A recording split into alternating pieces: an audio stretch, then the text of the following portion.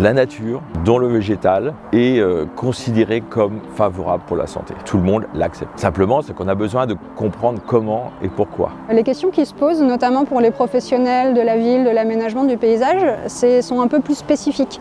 Qu'est-ce qui, dans le paysage, va générer ces effets bénéfiques ?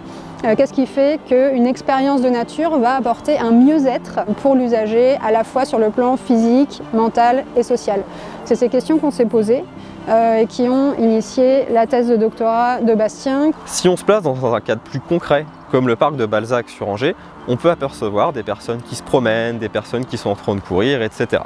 Et en fait, toutes ces activités vont avoir un effet bénéfique sur les problématiques qui sont liées au surpoids, ainsi que sur le fonctionnement cardiovasculaire.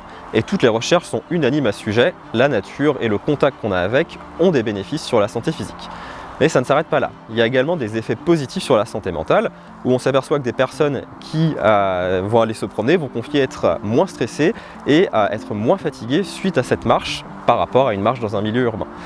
Et en fait, qu'est-ce qui se passe ? C'est qu'à l'inverse d'une réunion où par exemple on est obligé de solliciter son attention de manière volontaire, ce qui peut conduire à une fatigue mentale, la nature permet de capter l'attention tout simplement en regardant une fleur, un oiseau, et ce qui va permettre de récupérer en fait de toute cette fatigue mentale. Par contre, les explications demeurent assez limitées à l'heure actuelle et donc c'est nécessaire de conduire des travaux de recherche qui vont essayer d'affiner tout ça. Et c'est ce qu'on a voulu faire à travers la thèse de doctorat. Mieux connaître pour mieux agir demain. Il est nécessaire en fait de développer une démarche scientifique complexe.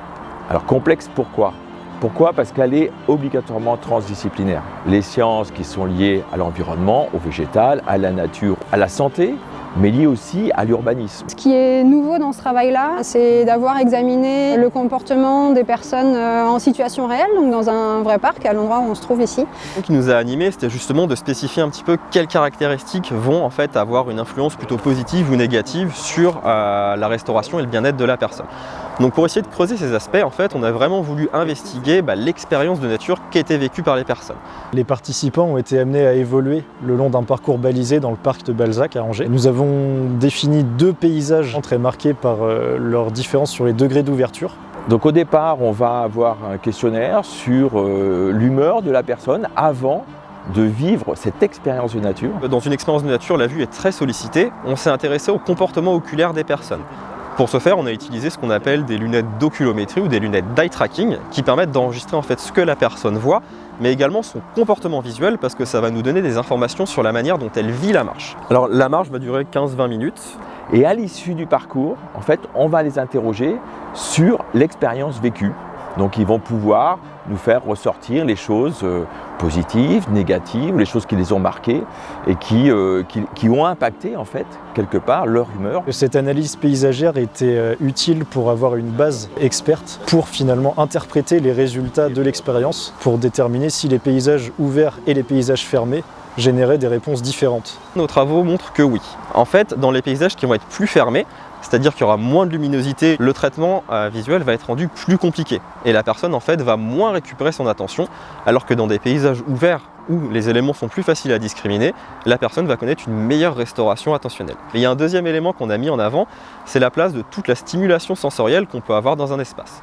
On peut avoir des personnes qui vont aller sentir une fleur, des personnes qui vont regarder un oiseau, des personnes qui vont s'exposer au soleil, et tous ces éléments vont en fait stimuler sensoriellement la personne et l'aider à se centrer sur l'instant présent, le moment, ici et maintenant. Les paysages fermés ne sont cependant pas en reste. On s'aperçoit qu'en fait ça permet une très grande stimulation sensorielle qui est tout à fait bénéfique, et tous ces éléments montrent au niveau des questionnaires qu'il y a une amélioration de l'humeur des personnes, ou à confier avoir une meilleure humeur suite à la marche qu'avant la marche. Ce travail de recherche, c'est une première étape vers des applications beaucoup plus concrètes de toutes ces connaissances scientifiques qui ont pour objectif de créer des livrables, des guides et des documents qui vont pouvoir faire ce travail de vulgarisation, de communication et de partage de ces connaissances vers les professionnels, les collectivités. Donc on vous invite à aller sur le site de Planticité pour découvrir tous ces documents. Quelle est la ville de demain ? Quelle est la ville on doit construire pour les prochaines décennies ? Pour que l'humain qui vit en ville, qui est un lieu anthropique créé par l'homme et pour l'homme, fasse que l'homme se trouve en bonne santé et soit dans une démarche de pérennité et de longévité.